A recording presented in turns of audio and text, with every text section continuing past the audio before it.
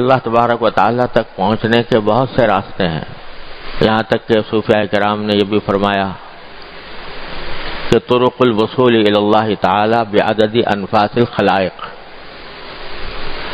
اللہ تعالیٰ تک پہنچنے کے اتنے راستے ہیں جتنے انسان مخلوقات جتنی سانس لیتی ہے، ان سانسوں کی تعداد جتنی ہے اتنی ہی اللہ تعالیٰ تک پہنچنے کے راستوں کی تعداد ہے۔ کیا مطلب ہے اس کا وہ اس وقت موضوع نہیں ہے، لیکن بہرحال اللہ تعالیٰ تک پہنچنے کے راستے مختلف ہیں۔ اور آپ نے سنا ہوگا کہ صوفیاء کرام کے ہاں جب کوئی شخص اللہ تبارک و تعالیٰ تک پہنچنے کے لیے اپنی اصلاح کے لیے جاتا تھا تو لمبی لمبی ریاضتیں مجاہدے کرائے جاتے تھے، بڑے لمبے لمبے مجاہدے کرائے جاتے تھے، بڑے واقعات اس کے مشہور ہیں۔ لیکن ہمارے حضرات بزرگوں نے یہ فرمایا، خاص طور سے حضرت گنگوہی رحمۃ اللہ علیہ، حضرت مولانا قطب الارشاد حضرت مولانا گنگوہی رحمۃ اللہ علیہ نے فرمایا کہ سارے راستوں سے سب سے زیادہ آسان بھی اور مفید بھی اور اجمل بھی اور اکمل بھی راستہ ہے اتباع سنت۔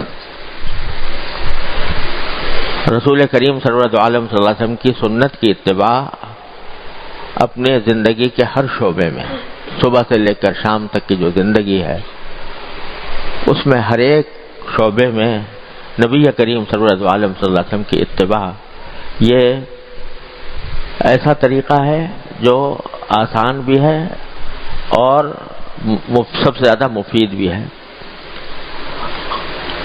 اور میں نے اپنے والد ماجد قدس اللہ تعالیٰ سرہ سے سنا،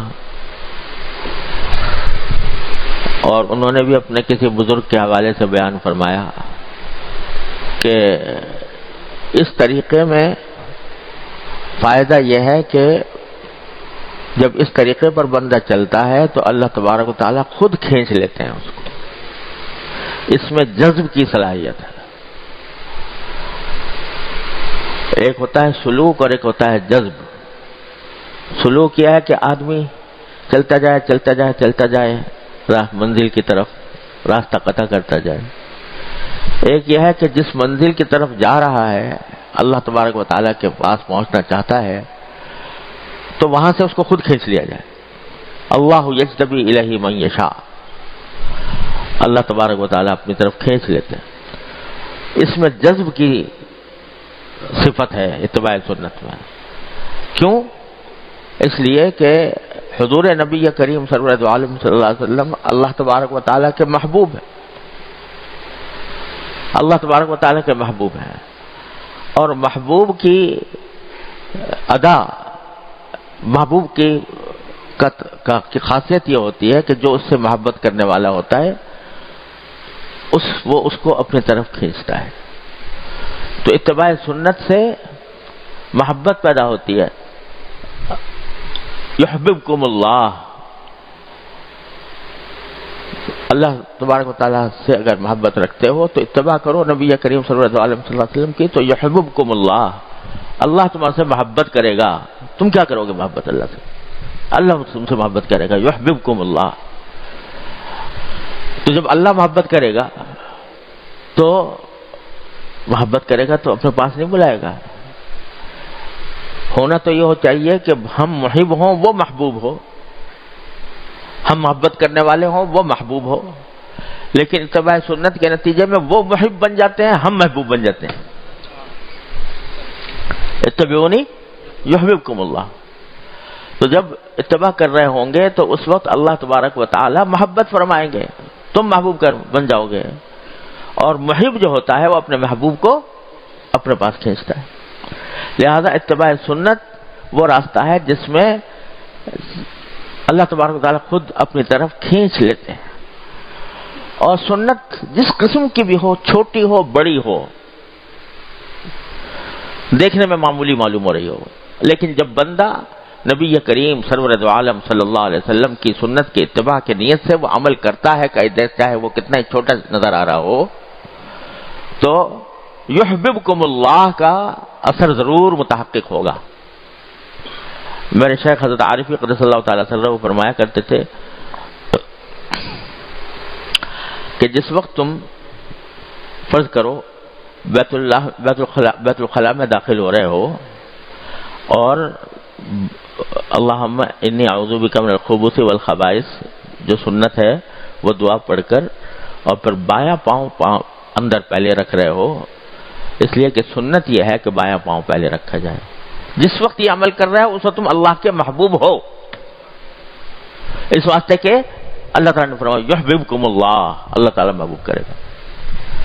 مسجد میں داخل ہوتے وقت جب دایاں پاؤں رکھ کر داخل ہو رہے ہو نبی کریم صلی اللہ علیہ وسلم کی سنت کی اتباع میں، اور اللہم افتح لی ابواب رحمتک کہہ کر داخل ہو رہا ہے، اس وقت تم اللہ کے محبوب ہو. بات ساری کیا ہے کہ تنبہ ہو جائے، غفلت سے تنبہ کی طرف آ جائیں اور جو عمل کریں وہ نبی کریم صلی اللہ علیہ وسلم کی سنت کے اوپر عمل کرنے اتباع کی نیت سے کریں، تو پھر محبوب ہو تم اللہ کے. تو اس لیے اتباع سنت سب سے زیادہ قریب ترین، سہل ترین، مفید ترین راستہ ہے اللہ تبارک و تعالیٰ تک پہنچنے کا. حضرت مجدد صاحب رحمۃ اللہ علیہ، حضرت مجدد الفسانی رحمۃ اللہ علیہ فرماتے ہیں، میں نے اپنے شیخ سے بار بار سنا رحمہ اللہ تعالی، وہ فرماتے ہیں کہ میں نے الحمدللہ جتنے علوم ظاہر تھے ان سب کی تکمیل کی، حدیث فقہ تفسیر، حدیث فقہ، عقائد، کلام، جو کچھ بھی علوم ظاہر تھے سب پڑھے، اللہ نے اس میں مجھے کمال تک پہنچایا. پھر میں نے علوم باطن کی سیر کی اور جتنے تصوف کے سلسلے تھے ان سب کو دیکھا اور برتا، ان سے گزرا، یہاں تک کہ ایسی مقام پر پہنچا کہ لوگ اس کے سامنے کہوں، کوئی کہے گا کہ یہ زندیق ہو گیا، کوئی کہے گا کہ یہ ملحد ہو گیا، لیکن واقعہ یہ ہے کہ میں اس مقامات تک پہنچا. یہاں تک کہ ایک مرحلے پر مجھے یہ فرمایا انہوں نے کیونکہ خود مجھے نبی کریم سرور دو عالم صلی اللہ علیہ وسلم نے خلعت پہنایا.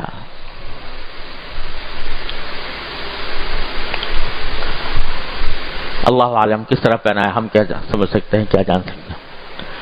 یہ سارے مقامات اور سارے مقامات کی سیر کرنے کے بعد، سب کچھ دیکھنے کے بعد، سب کا تجربہ کرنے کے بعد میں ایک دعا کرتا ہوں، اس دعا پر جو آمین کہے گا انشاءاللہ اس کی بھی مغفرت ہو جائے گی. وہ دعا یہ کرتا ہوں کہ یا اللہ مجھے اتباع سنت کی زندگی عطا فرما، آمین. یا اللہ مجھے اتباع سنت ہی پر زندہ رکھ، آمین. اے اللہ مجھے اتباع سنت ہی پر مجھے موت عطا فرما، آمین. تو سب سے قریب ترین راستہ اتباع سنت کا ہے. تو نبی حضرت عارفی قدس اللہ تعالیٰ سے جن کی یہ کتاب ہے وہ ہم سے فرمایا کرتے تھے کہ بھائی میں نے یہ اس لیے لکھی ہے کتاب کہ اس کو پڑھو، یہ ایک ڈائری ہے کہ جس کے ذریعے یہ دیکھو کہ اس میں کیا لکھا ہے، کیا طریقہ رسول کریم صلی اللہ علیہ وسلم کا بیان ہوا ہے، اور پھر اپنا جائزہ لیتے رہو میں کیسا کر رہا ہوں. جہاں فرق معلوم ہو تو اس نیت سے کہ میں نبی کریم صلی اللہ علیہ وسلم کی سنت کی اتباع کروں، اس نیت سے پڑھ کر اس کو اپنی زندگی میں اپناؤں.